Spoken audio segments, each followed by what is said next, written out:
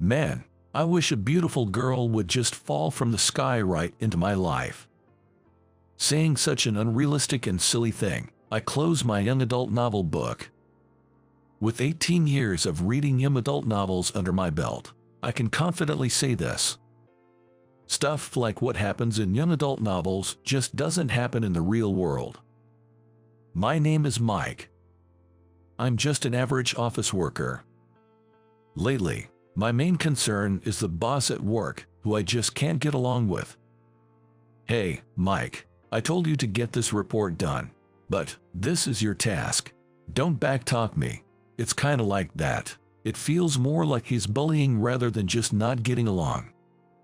The boss's name is Steve. If I remember right, he's in his late 50s. I've heard he has a son about my age. Despite holding a respectable position and supposedly fulfilling his role as a father, my impression is that he's both figuratively and literally a small man. For the record, Steve's height is around 5 feet 3 inches.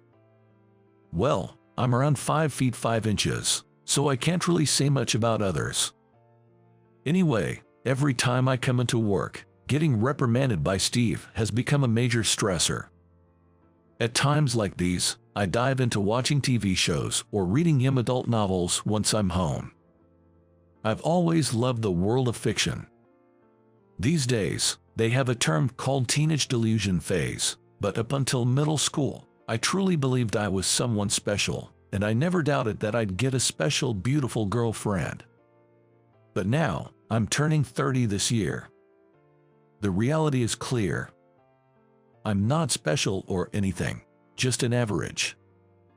The only regret I might have is not having a girlfriend yet. Most 30-year-olds are either married or at least have a significant other. But on closer thought, maybe I don't even fit that average mold. Maybe being average is actually pretty amazing. This is just too much. Lost in such thoughts, I attempted to escape reality by opening a game app on my cell phone. But just then, a notification pinged. It's rare for me to get messages, and when I checked the sender, it read Nina, making me jump up. The message said, "Hey, it's been a while. I'm sorry for the sudden request, but Mike, could you pretend to be my boyfriend?" I was taken aback by the unexpected content. Nina lived in the mansion right opposite my childhood home, and I've known her since we were in kindergarten. By the way, Nina's father is a real estate tycoon, super rich.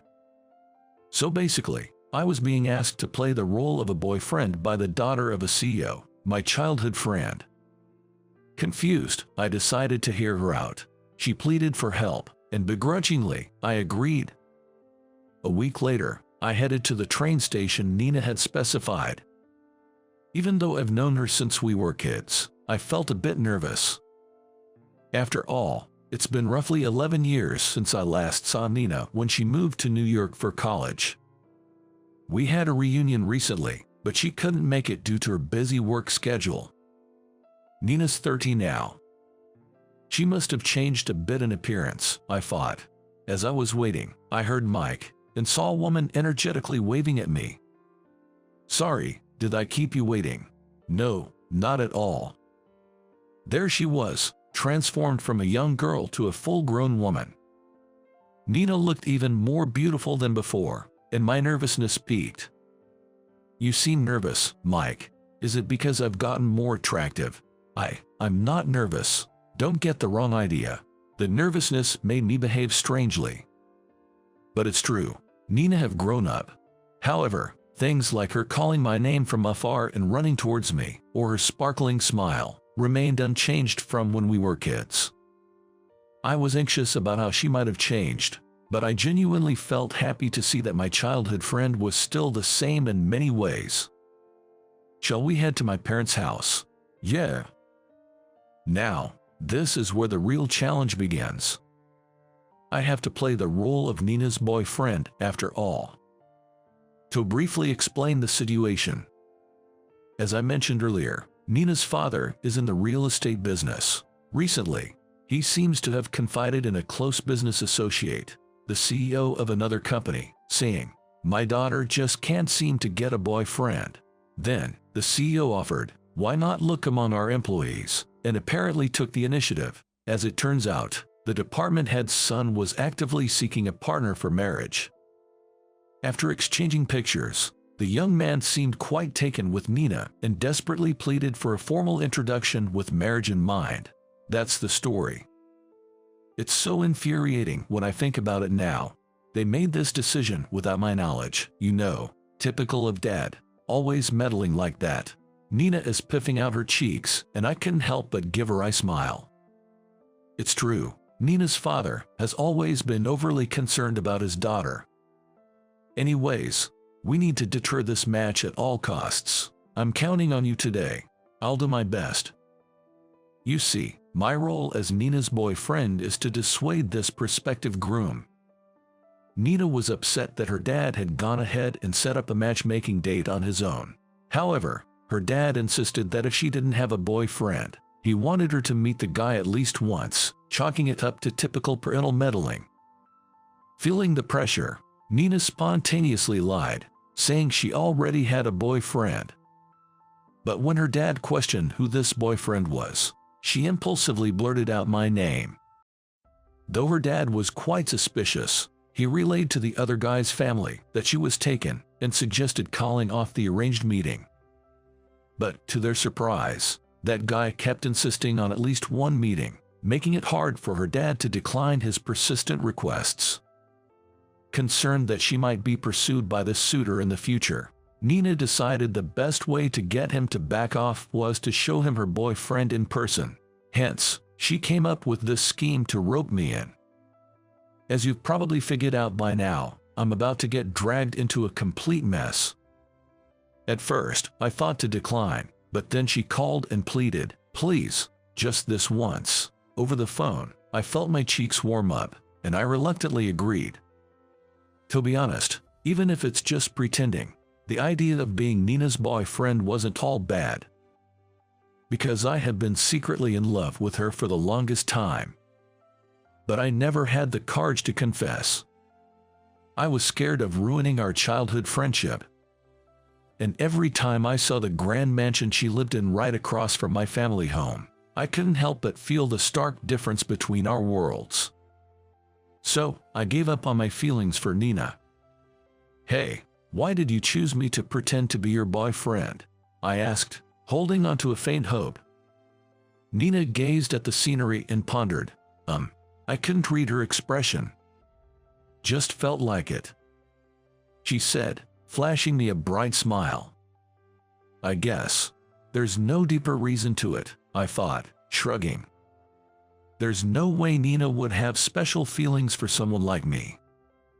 After that, we entered Nina's lavish mansion. Her dad was inside. "I never would have guessed you two were dating," he commented, his expression a bit stiff. "By the way, he doesn't know that I'm just pretending to be her boyfriend. I need to ensure he doesn't find out. Would it be okay if I greet her? Of course, I think my wife would be pleased as well." With Nina's father's permission, I went in front of the photograph of her mother and greeted her. Nina's mom passed away due to illness right after Nina graduated from high school. I had always known she had health issues, but I was truly shocked when she passed away. She was someone who took care of me since I was young. Whenever I visited their home, I remembered the warm smile of Nina's mom and how she would always welcome me with lots of treats. She was truly a wonderful person. Although I was close to Nina's mother, I hardly spoke to her father. He was often busy with work, and I had a somewhat intimidating impression of him. I've heard that after losing his wife, Nina's dad became extremely protective of his daughter. I wonder what will happen if he finds out I'm just pretending to be her boyfriend. While these thoughts raced through my mind, the doorbell rang. Finally, the date she was supposed to meet had arrived. A wave of tension washed over me.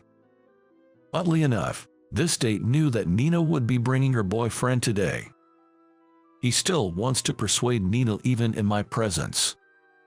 I thought, What an arrogant and persistent guy. He must really not know when to give up. I wondered what he looked like. Just then, the man for the matchmaking date and his father entered the room.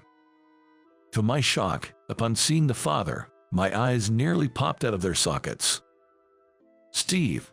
To my surprise, there stood Steve, my boss at the company with whom I often clashed. Mike, why the hell are you here? Steve looked just as taken aback. Could it be that Nina's father is close friends with the CEO of my company? Come to think of it, I had heard that the date was a manager's son. And Steve is a manager. I was completely dumbfounded by this unexpected encounter. No way, you're the boyfriend of this lady, you've got to be kidding, Steve exclaimed, his eyes bulging in disbelief. But then, Nina, standing beside me, suddenly grabbed my arm. It's true, Mike is my dear boyfriend, she told Steve with a serious tone and earnest eyes. It must be an act, but her convincing expression made my heart skip a beat. Then Steve's son said, so he's Nina's boyfriend, glaring at me. His eyes mirrored the condescending look I often received from Steve, making me recoil involuntarily. He had clearly inherited his father's shorter stature. After that, Steve's son began to talk about his own background. Apparently, he worked for a company with a higher income than the one both his father and I worked for and seemed to have a promising future. It felt like I was the one out of place in the situation. For a moment, I felt disheartened. However, Nina never let go of my arm. Please, reconsider. Mike is my subordinate, but honestly, he's quite useless. I bristled at Steve's words, but Nina seemed even more upset. Don't you dare insult my boyfriend. Mike has many wonderful qualities. Nina, who had been reserved till then, glared fiercely, leaving Steve and his son taken aback. It seems Nina really loves him. Suddenly, the son, looking very uncomfortable, said, "Excuse me," and left the house. "Hey, wait," Steve called after him. As he did, he turned to me, giving me a warning glance. Remember this. I had a bad feeling about all this, and just then, Nina finally let go of my arm. I'm sorry for holding on for so long. Oh, it's okay. Seeing Nina's face turn red made me blush as well. Do you two plan on getting married? Nina's father suddenly asked, catching me off guard. Nina looked equally unsure about how to respond. Seeing our flustered reactions, Nina's father just said, "Never mind," and shrugged. It was my idea to bring up this matchmaking meeting. I'll apologize to the other party properly. With that, he went into his study. Thanks for playing the role of my boyfriend today. I'll treat you to something next time. Because we couldn't risk being overheard, we stepped outside. After walking for a bit, Nina turned to me again to express her gratitude. No worries. Well then. Well, bye for now. Even if it was just for a day, being Nina's boyfriend felt nice. It felt like my long-held crush was momentarily reciprocated. Yet, there was a lingering sense of regret. Maybe I still do have feelings for Nina. I glanced back in the direction Nina had gone and shook my head, trying to clear my thoughts. The pretend relationship ends here. A few days later, at the office, Steve glared at me with fierce eyes. I felt a negative vibe, but to add to my surprise, I received a sudden job transfer notice. To my shock, the new location was in a rural branch. This was essentially a demotion. Hey, Steve, what's the meaning of this? Steve smirked. You embarrassed my son and me the other day. I always thought you weren't suitable for this department, so I took the opportunity to send you where they are short-staffed. With that, he laughed heartily. Apparently, several employees had recently quit at that branch, and they were in dire need of staff. Steve had strongly recommended me for the position. So, I was pretty much forced into this demotion. Darn it. Why did this happen to me? No matter how unfair it felt, the decision was irreversible. Some days later, I was using my weekend break to prepare for the move. Even with the relocation allowance, moving expenses really hurt. As I lamented the situation, I ran out of packing tape. Stepping outside to buy more, I noticed a sleek black car parked in front of my old apartment. Wait, that car looks familiar. Oh, that's Nina's family's car. Just when I thought that, Nina stepped out of the back seat of the car, waving with a cheerful "Hey there, Nina, what are you doing here?" "Well, I heard some unsettling rumors. So, you're being transferred to the countryside, right, Mike? How did you?" Turns out, she had received a call from the guy she was supposed to meet for a matchmaking date, who told her with a laugh, "Your boyfriend's getting transferred, serves him right." Hearing that, she rushed over to see me. "I see, that guy's a piece of work. Sorry to get you involved in all of this." "Why are you apologizing, Mike? It's my fault. I lied about having a boyfriend and dragged you into this." Nina bowed her head apologetically. "You don't have to be so sorry. Believe it or not, I actually enjoyed playing your boyfriend." Hearing that, Nina's eyes widened, and she gave a big grin. Then, she dropped a bombshell. "You know, Mike, I've always had feelings for you." I blurted out, "What?" in sheer disbelief. Nina blushed at my reaction. "Do you remember our middle school reunion the other day?" "Yeah, but you weren't there, right?" I was really disappointed when I didn't see Nina, but turns out she arrived later in the evening. At that time, because everyone was making me drink, I didn't even notice Nina's presence, and it seems Nina missed her chance to approach me. At that time, seeing you so drunk was really something, and I felt a bit sorry for you, but I never imagined that even in that state, I'd find my heart still fluttering for you. I guess I really do still have feelings for you, Mike," Nina said with a shy laugh. After that, perhaps due to her feelings of wanting to see me again, she told me that when she was approached for an arranged date, she impulsively lied, saying I was her boyfriend. That's why, when I previously asked her why did you mention my name, she felt embarrassed, fearing I'd realize her feelings for me. She quickly looked away and answered, "Just because." Apparently, her face turned beet red at that moment. "You know, I think you and my dad have very similar personalities." "What? Me and your dad?" I was taken aback by her unexpected comment. "Well, like how he's always fussing over others. Remember when I had a cold, you brought me ice cream and took care of me?" Hearing Nina's story, I did recall such an incident. But I had clumsily spilled that ice cream on the floor, causing trouble for Nina's mom. Yet, Nina cheerfully pointed out that my clumsy side is just like her dad's. The reason Nina came today was to propose that I work at her father's place, given the inconvenience she had caused. Being in sales, I had some familiarity with real estate, which aligned with the job. The salary sounded quite appealing, promising a brighter future than my current position. "But are you sure? Me working there? It's fine, actually. I told my dad about our fake relationship." "Wait, seriously?" However, from what Nina shared, her father wasn't really mad about being deceived. Instead, he seemed to feel guilty for neglecting Nina's feelings and prematurely arranging a date for her.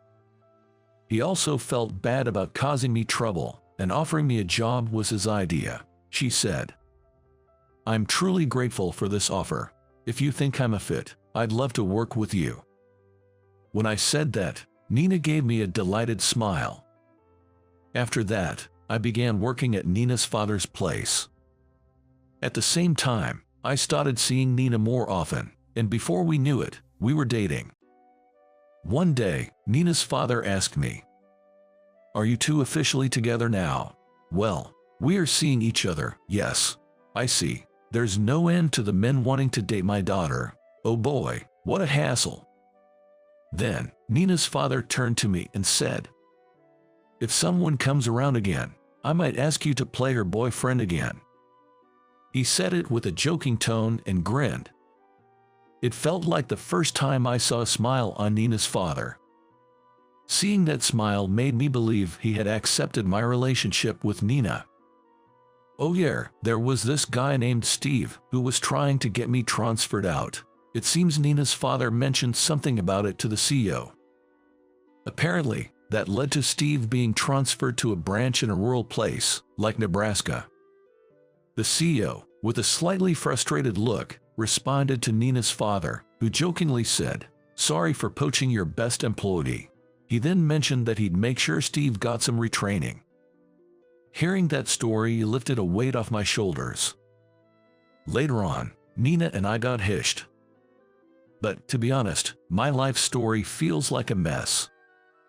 Being asked to play the part of a boyfriend for the childhood friend of the CEO's daughter, only to find out that her matchmaker's dad was the boss, I couldn't stand.